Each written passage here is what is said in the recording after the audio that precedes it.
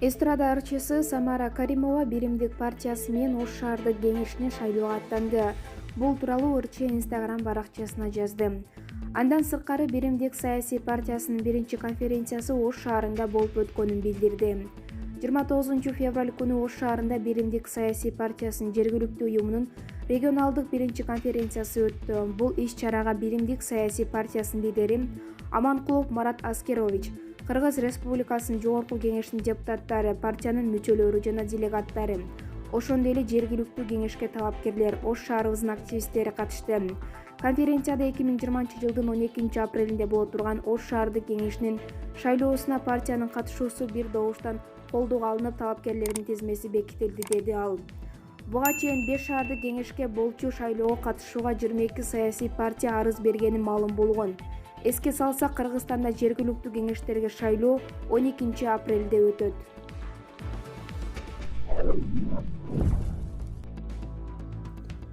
Бишкек шаарында мамлекеттик санитардык эпидемиологиялык көзөмөлдөө борборунун дарыгерлери бардык коомдук транспортторун текшерүүдө.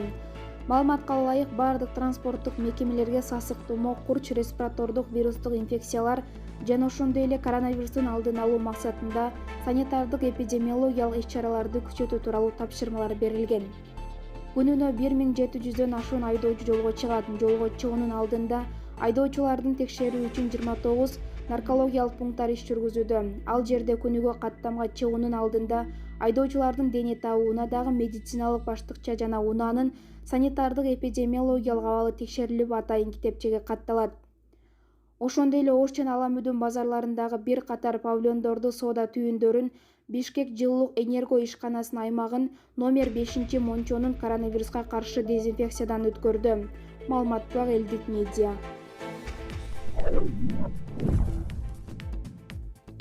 Бүгүн 3 мартта Караван соода борборунун кызматкерлери тынчтык акциясына чыгышты. Алар президент Сооронбай Жээнбековго кайрылып, мүлктөрүн коргоп калууга жардам сурашты.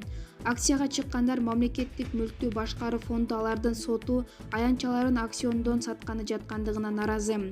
Жарандар өздөрүнүн ээлеген ордун Каравандын мурдагы ээси Нариман Түлеевдин сатып алгандарын билдиришүүдө. Соода борбору улутташтырып кеткендиктен соодагерлер мүлкүнөн ажырап калуу коркунучунда турат. Маалымат булак Элдик медиа. Президенттин аппаратында бүгүн 2 мартта Бишкек шаарынын Ала-Тоо аянтында өтүп жаткан Садыр Жапаровду колдогон митингдин катышуучулары менен жолугушуу болду. Бул тууралуу президенттик аппараттан кабарлашты. Маалыматка ылайык, митингдин делегаттары менен президенттин аппаратынын жарандардын кайрылуулары менен иштөө бөлүмүнүн башчысы Саякбай Субанов жолугушту. Жолугушуунун жүрүшүндө митингчилердин талаптары угулуп, жарандардын кабыл алууларын, кароонун тартиби жөнүндө мыйзамдар боюнча түшүндүрмөлөр берилди. Митингдин резолюциясы келгенден кийин ал президенттин аппаратынын тиешелүү түзүмдүк бөлүмдөрүндө карала тургандыгын белгиленди.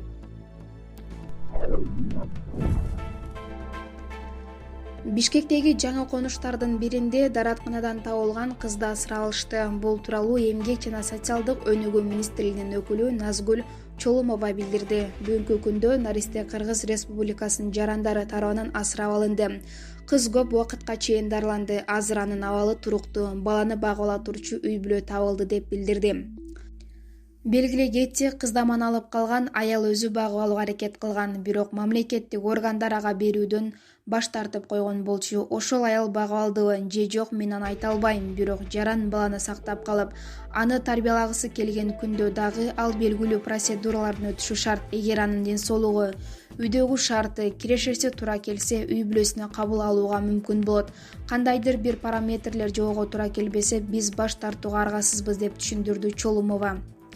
Эске салсак, 2017 жылы июль айында салмагы 3396 граммды түзгөн жаңы төрөлгөн ымыркай даратканадан табылган. Ал дароо ооруканага жаткырылып, энесине кылмыш иши козголгон. Баланы таштап кеткен эне кармалган.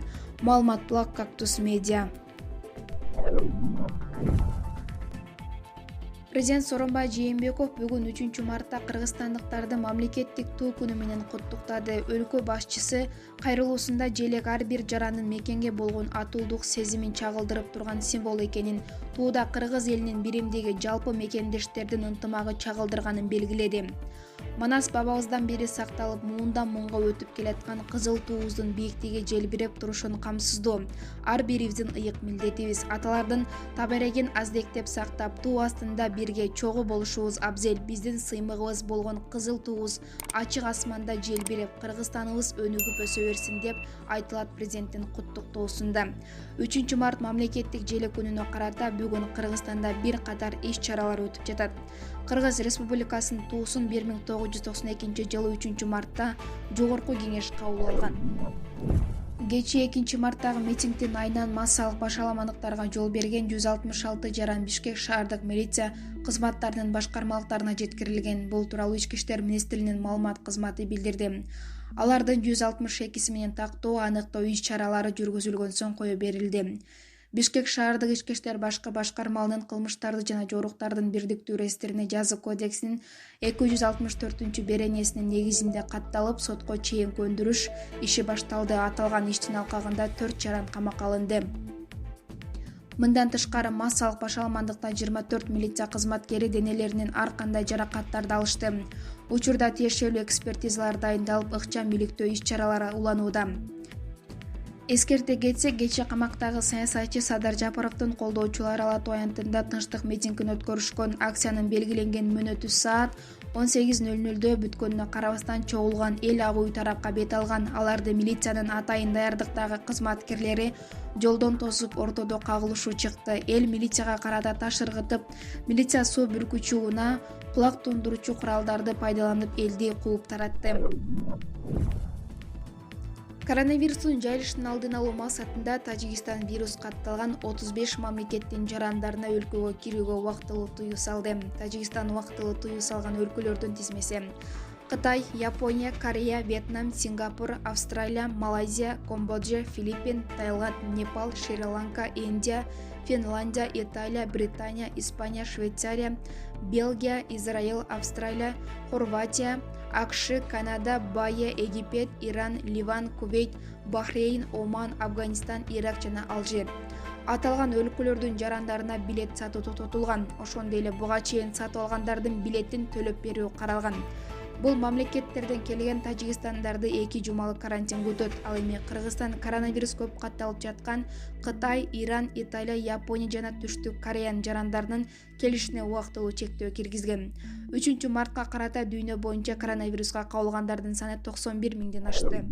Бишкекте өткөн митингдин уюштуруучусу Жогорку кеңештин экс-депутаты Канибек Осмоналиев камакка алынды. Эми сот баш коргоо чарасын тандайт. Бул тууралуу улуттук коопсуздук боюнча мамлекеттик комитет билдирди. Осмоналиев менен бирге ДА аттуу адамда кармалган өлкө бийликти күч менен басып алууга ниеттенген деп шектелүүдө. Баштапкы тергөө иштерин уланып жатат. Шектүүлөр УКМКнын тергөө абагынан убактылуу кармоочу жайында кармалууда. Буга чейин УКМКга Садыр Жапаровдун бир тууганы Сабыр Жапаровду алып келгени кабарланган болчу. Жапаровду колдогондордон кууп таратылган митингге 2020 жылы 2 мартында Бишкек шаарынын чок ортосунда экс-депутат Садыр Жапаровдун боштондугун талап кылган митинг өткөн. Саат 10дордон тарта эле чекесинен чогулуп олтуруп митинг 13:00 чамасында башталган. Анда чыгып сүйлөгөндөр саясатчыны бошотуу талабынан сырткары бийликти сындаган пикирлерин айткан. Алардын ичинде 10 кишиден турган топ президент Сооронбай Жээнбековго жолугуу үчүн барып, бирок аппараттын кызматкерлери менен жолугуп кайра келген. Аппараттын өкүлү маселе 3 күндө каралып, өлкө башчы менен жолугуу боюнча чечим кабыл аларын айткан. Ал арада чогулган элдин бир тобу кээ бир уюштуруучулардын кебине кулак салбай ак үйдү көздөй жөнөгөн. Ал жерде милиция менен тирешип калган, бирок милиция демонстранттарды Ала Тоодон басымы жогору суу, жаш агызуучу газ колдонуп сүрүп чыгарган. Эл каршылык көрсөткөнү менен күчү жетпей качып жөнөгөн. Алардын кээ бирлери милиция кармап кеткен. Ал эми митингдин уюштуруучулары болгон Садыр Жапаровдун агасы Сабыр Жапаровду, Канибек Осмоналиевди жана Амангелди Артыковду УКМКга кармаган. Маалымат блог Спутник KG. 5 шаардык кеңешке шайлоого катышууга 22 партия документ тапшырды. Бул туурасында Борбордук шайлоо комиссиясынын төрайымы Нуржан Шайлдабекова билдирди. Белгилей кетсек, 12 апрелде Ош, Каракол, Балыкчы, Токмок жана Майлуу суу шаардык кеңештерине шайлоо өтөт. Шайлдабекова кечээ документтерди кабыл алуу мөөнөтү соңуна чыкканын белгиледи. Ал ошондой эле Борбордук шайлоо комиссиясынын өкүлдөрү 13 мартка чейин документтерди карап, талапкерлерди каттап ат салышууга укук берерин айтты. Маалыматка караганда 4 партия 5 шаардык кеңешке тең атташууга белсенүүдө. Ал эми 4 партия 3 шаарга, дагы 4 партия 2 шаарга, калган 10 партия бир эле шаарга катышуу ниетин билдирген. Күч структурасынын кызматкерлери митингдин катышуучуларын куалап жаткан учурда бейгапар китеп окуп отурган жигиттин сүрөтү соц тармакта талкууга алынды. Согушу менен ал эми китеп окуу жана кофе өз тартиби менен деп жазган сүрөттүн автору Оля Земцова. Китептен башын көтөрбөй олтурган адам атын атагысы келбегенин АК-пресс басылмасына билдирет. Өзүнүн айтымында ал учурда Солирис романын окуп отурган. Бул убакта көчөдө өтө катуу деле эч нерсе боло элек болчу дейт. Милиция аймагын курчоого алып жатышкан. Эске салсак, кечээ Бишкек шаарында Садыр Жапаровдун тарапташтары митинг өткөрүп, аягында милиция кызматкерлери аларды күч колдонуу менен таратышкан. Маалымат Булак, Элдик медиа.